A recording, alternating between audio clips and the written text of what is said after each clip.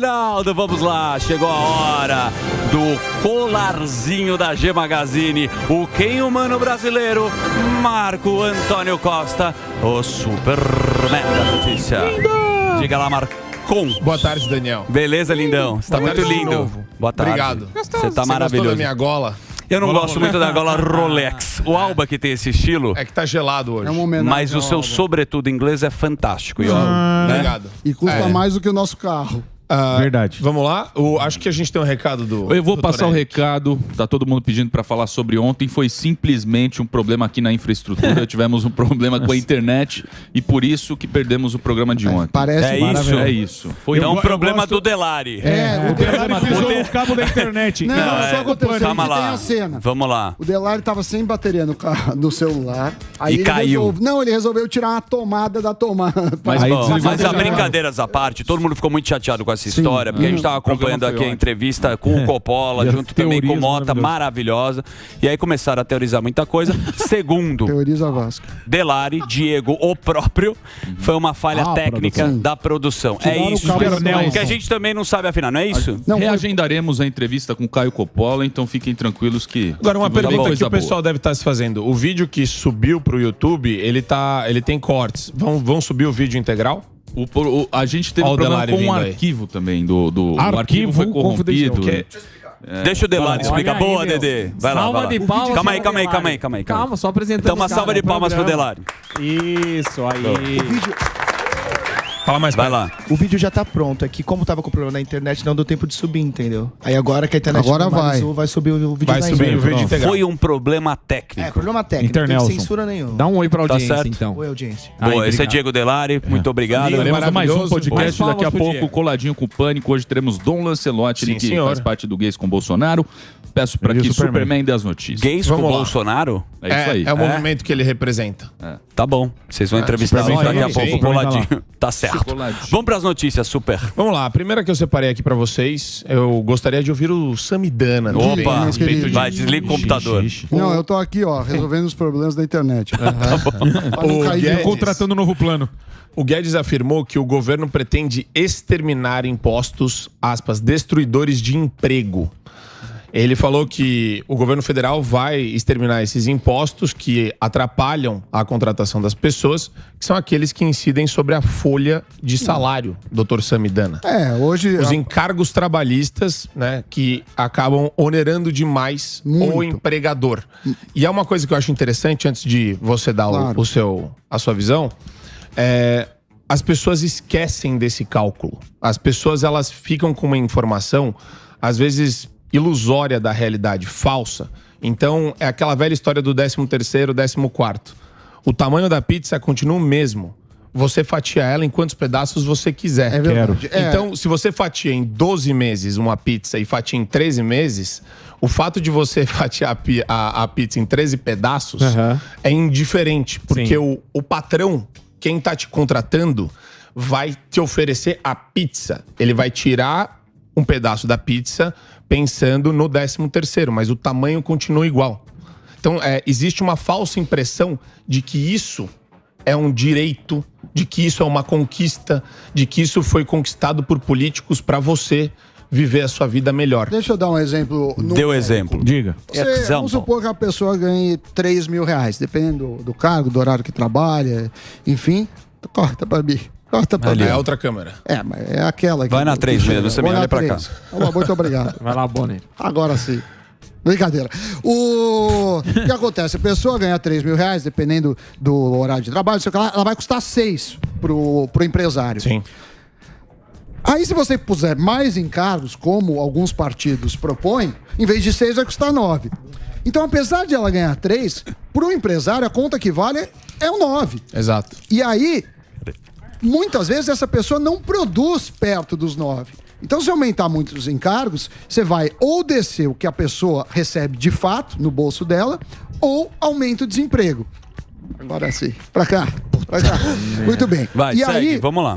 E aí, um cara que, por exemplo, que ganha 3 e produz 5 mil, fica desempregado. Exato. Por quê? Porque ainda que a produção, a produtividade dele seja acima do que ele consiga enfiar no bolso, ele produz menos que o custo para a empresa. Mas eu vou ser então, sincero. esse que é o problema. Eu vou ser sincero para você. Seja O que sincero. você falou é impecável. Mas muito obrigado. Você entra na sala de aula, às vezes, para a turma de primeiro, segundo, terceiro, quarto ano de direito. Sim, mas e você pergunta sobre FGTS. E existe ainda esse imaginário coletivo de que é uma conquista, de que foi algo positivo. O FGTF é um sequestro do seu dinheiro. Sequestram o seu dinheiro, pagam mal para ele e você não pode tomar pinga com dinheiro ou fazer qualquer outro destino que você queira. E também, advogado, normalmente os advogados que eu conheço não gostam muito de números. Uma vez eu encontrei um advogado que tá aqui na bancada, ele falou assim, eu ganho muito dinheiro. Eu falei, poxa, como você ganha tanto? Ele falou, é simples. Eu compro por 1 e vendo por 10 e ganho meus 10%. Essa daí é piadinha. Piada da advocacia, eu entendi. Piada só pra quem quiser. Mas deixa ele dar, vai lá. Você tá muito... Segue. Eu entendi.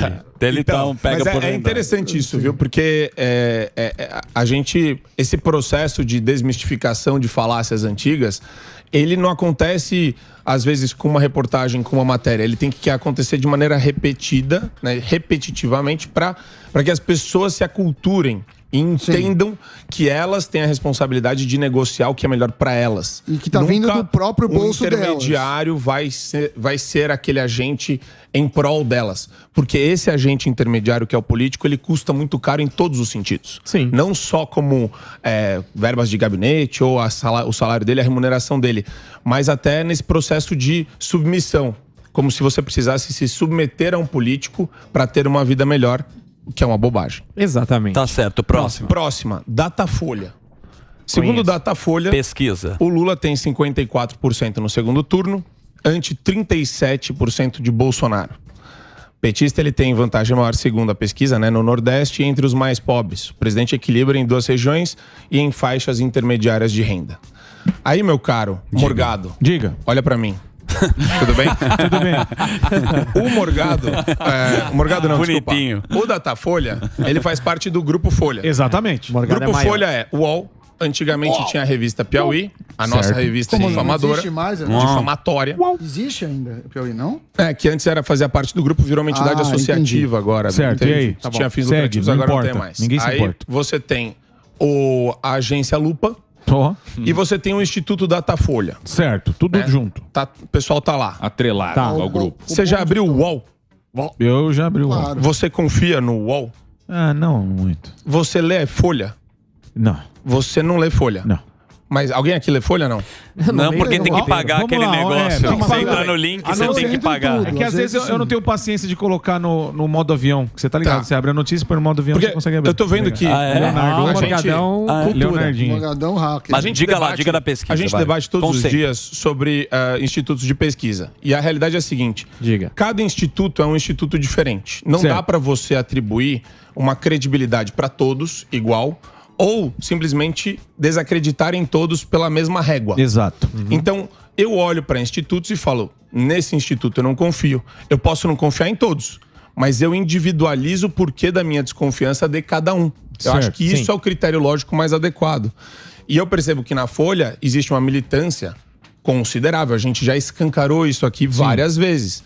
E eles meio que se retroalimentam, né? O Instituto solta o dado, a Folha repercute, vem uma matéria do UOL sobre isso, com os colunistas. Então é um processo engraçado. Eu estava falando isso ontem numa live da Revista Oeste, com o Flávio Morgenstern, Silvio Navarro e o Kim Paim. Já veio muito aqui o Flávio Morgenstern. Sim. E a jaqueta de couro. Sim, jaqueta de couro. A cara do E o que tava falando na live? A gente estava falando sobre isso, né? Sobre esse contexto atual da política brasileira e sobre como essas pesquisas, a maioria delas não inspira confiança exatamente por conta disso. Amostragem ruim, critérios metodológicos fracos, quem paga pela pesquisa. Então você tem grupos de interesse que pagam pela pesquisa e que acaba de alguma forma direcionando. Mas eu acho que a pesquisa, ela é a representação de um crime perfeito. Porque você nunca vai conseguir aferir se de fato, no momento atual, o Bolsonaro, no primeiro turno, ele está dando Lula com 51%. Nem teria segundo turno. Ninguém vai conseguir aferir se a pesquisa era verdadeira ou falsa. E elas todas tentam se aproximar no final entre os candidatos. Então fica uma espécie de crime perfeito, porque eles jogam com a margem de erro também no final. E vira uma espécie de... A brincadeira que eu faço é o Búzios, né? Sim. É a mesma coisa que você jogar Búzios aqui. É ruim. Não dá, Sami, pra fazer um levantamento e ver do retrospecto quem chegou mais próximo, acertou ou não? Então, alguém aqui na Jovem Pan falou a respeito... A Amanda... Alguém falou a respeito de fazer pegar as empresas, fazer um retrospecto e colocar uma pontuação. Essa empresa, ela tem nota tanto porque ela acertou tantos Na verdade, sei lá. o que a gente tem que ver... Porque qual que é a questão, Morgado? Você tem o resultado da urna. Sim. E você tem 200 pesquisas da mesma instituição antes. Certo. Então, o que você poderia fazer é ver a que saiu imediatamente antes. Porque agora, por exemplo, deu Lula 51. Aí, se der Lula 30. No primeiro turno, ele fala, não, mas isso foi uma foto de 2 meses. Então, pra saber mesmo, a gente tem que pegar aquela das a da vésperas, eminência. né? E aí, o que a Amanda falou, eu não chequei, não é minha área, assim, de interesse a política, mas a Amanda falou que o Datafolha tinha acertado todas antes da pesquisa. Não. Nas vésperas, né? Esses recortes são falsos. Inclusive, tem recortes retroativos de que a maioria tem um número absurdo aí, 68% de erros. Principalmente porque essas fotografias momentâneas é impossível de você aferir depois. 68% de erro? Como assim? De erro nessas tendências, porque você tem muita tendência que é apresentada e que acaba mudando, acaba sendo convertida de uma forma diferente. Porque assim, é o seguinte, os candidatos se cruzam no meio da estatística e você fica atribuindo, foi por conta do debate tal, foi por conta disso. É o crime perfeito, ninguém consegue presumir e depois comprovar como que isso aconteceu. Mas, eu queria passar o vídeo do Requião, falando sobre pesquisa. Vamos lá, vamos ver. Põe na tela, preparado, vídeo do Requião. Põe lá, vai lá. Requião na tela. Roda. O comedor de passa babão. por aí que o Ratinho Júnior estaria praticamente sendo eleito no primeiro turno da eleição. O que o senhor tem a dizer? Dá para reverter esse quadro ou o senhor não acredita nesse quadro? Não tem que reverter nada. Pesquisa, Helder, você sabe. Você não é um meninão, você é experimentado. Meninão. A gente compra na empresa de pesquisa. Carne compra no açougue, peixe na peixaria. Você não é um meninão, Superman? Você é sabe? experimentado. Então, mas O comedor isso de daí que mamona. ele tá falando, ele tá atribuindo, até onde eu sei, a pesquisa tem que ser publicada com metodologia tudo, ele tá falando que as empresas são desonestas. Então, já que ele acha que é desonesto, ele devia saber qual é e acusar criminalmente. Porque senão, roubam na pesquisa. Aí não dá, né, meu? Mas essas pesquisas, elas não têm um compromisso com a verdade também. Elas têm os parâmetros tem metodologia. delas. Não, mas você não pode fazer do jeito que é, que nem um remédio. Você não pode fazer o que você quiser. Mas é que nem jornalismo objetivo. Mas vamos pra próxima. Vai. Vamos lá. Cuba vive maior êxodo para os Estados Unidos em décadas. Caramba. Quase 180 mil pessoas deixaram a ilha caribenha neste ano, segundo um relatório produzido pelos norte-americanos. Aqui eu queria falar com o nosso professor de história. Eu não quero falar com você. Louco. Que isso, cara? Você pega toda esses êxodos, né? Essa migração de pessoas, ela acontece, meu caro Gueré, sempre de países com menos liberdade para países que têm mais liberdade. Países pobres para os países mais ricos. Isso. Na verdade, isso acaba sendo uma reprodução também de países que têm um déficit de liberdade, tanto para empreender, para construir o seu negócio, das vezes, liberdade de expressão, Sim, liberdade vezes. em todos os sentidos, de propriedade. Sim. Então, é interessante, você pega o fluxo migratório no século XX, de todos os países, você vê que ninguém quer ficar em país que tem regime autoritário. E o engraçado, para mim, aqui a grande ironia disso, é que ainda tem partido aqui no Brasil de esquerda que aponta para Cuba e fala que é um exemplo. É um exemplo. Você vai para Cuba e depois você vai para os Estados Unidos, que fica mais perto. Fica mais fácil. Olha Você não só. tinha entendido isso? Não, eu entendo que eles gostam do regime cubano, eles apreciam, né, a ditadura cubana. Não, ninguém gosta de regime. E eles exaltam. Eles regime exaltam. cubano é bom, que todo mundo passa fome lá. Não. Mas você concorda comigo, Eric? Olha, se você quer que eu concorde, é isso? Não. Com ele tem que ser. Eu gostei. E É totalitarismo. Vamos mais uma. Totalitarismo. Você gosta de um regime totalitário? É mais fácil de ordenar o povo. não é? Ele gosta de falar da ditadura. Não, é que o meu ponto aqui é a análise do fluxo migratório no século XX. Eu acho bonito isso. Porque... Não, mas essa análise é basicamente o que você falou mesmo. Mas também é aquilo. O cara vai pra Cuba e beleza. Daí depois ele vê como é Cuba e ele tá mais se decepciona dos Estados Unidos e vai pra lá. Você já foi pra Cuba? Sem brincadeira. Mas muitas vezes existe... Agora aqui, talvez o ponto interessante de fazer a crítica é esse. Você tem, por exemplo, a Califórnia, nos Estados Unidos, que é um estado que tá ruim das pernas. Tá bem mal. Sim. Carga tributária altíssima, você tem o pessoal reclamando da qualidade de vida, inflação. Muita gente nas ruas, inflação. E você vê um fluxo migratório da Califórnia para o Texas e para Flórida. E olha que engraçado isso. O mapa eleitoral desses lugares está mudando, porque Flórida é um estado que é bem dividido entre republicanos e democratas, mas o Texas é bem republicano. Sim. E você vê que quando essas pessoas saem de um estado ruim para um estado que está muito bom, às vezes elas continuam com a mesma visão de mundo, a mesma visão ideológica. E elas votam em democratas, que arruinaram o estado deles, o estado de origem. Então é interessante isso, né?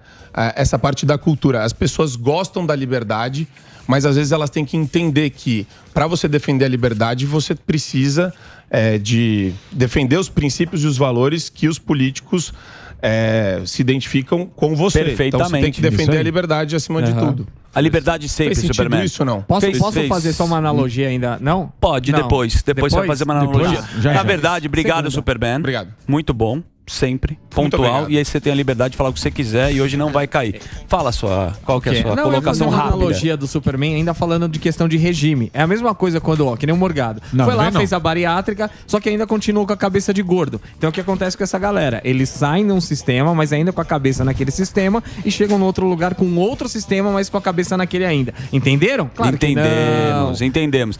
Chega, né? Totalmente desnecessário. Totalmente. Foi Não, foi uma analogia boa. Foi. É tipo... Sempre é o gordo.